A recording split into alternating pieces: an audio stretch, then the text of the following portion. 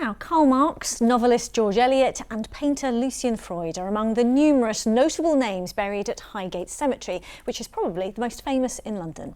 And now the 200-year-old graveyard is part of a project to digitally map cemeteries across the capital, enabling people to locate their ancestors more easily. Victoria Cook has been to find out more.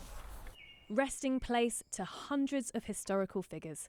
Highgate Cemetery is known all over the world, but not everyone here is famous. Amongst this growing sea of ivy are thousands of headstones, some that haven't been seen in years. For many, this is what makes Highgate beautiful, but finding relatives' graves here can be tricky. Well, today, some of them are being rediscovered through a process of careful clearing, which tries to keep the character of the cemetery. The ivy's been removed from some of these headstones, not only to protect them from decay, but also to allow them to be mapped digitally for the first time. And this is how it's done. And no, this isn't a Ghostbuster, this is Pete.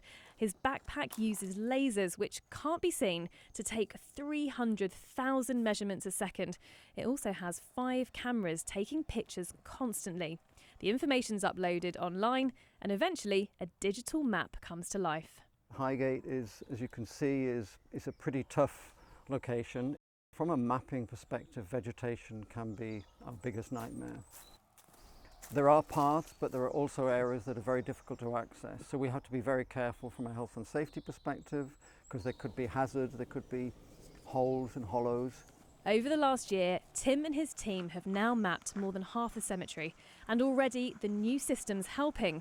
Janette's come in today to see if her relatives have been found. I got out the old books to show you how we would have done this beforehand. So we've first of all got to find her in the burial register, and once we've done that, we have to find where the grave is in the grave register, and then we have to go and have a look at these handwritten maps, which are quite difficult to use. And overall, this process can take up to an hour in difficult cases.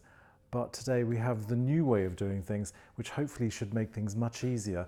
And simply clicking here and typing in the surname should bring up the list of who we're looking for. And there she is. Once found, it's a short walk to the grave. After you. Thank you. And look, you can read the inscription there. Maud Maria Hellyer, died 1953. It's wonderful that new technology can enable us to do this in a way that just isn't possible with old paper records. I'm really looking forward to the day when you could rock up at Highgate Cemetery, tap a name into a computer and print off a little map and go and find the graves that you're looking for. At the moment we're not there yet, but that's what I'm looking for the future.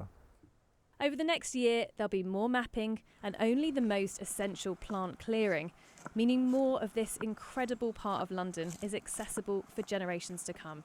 Victoria Cook, BBC London, Highgate.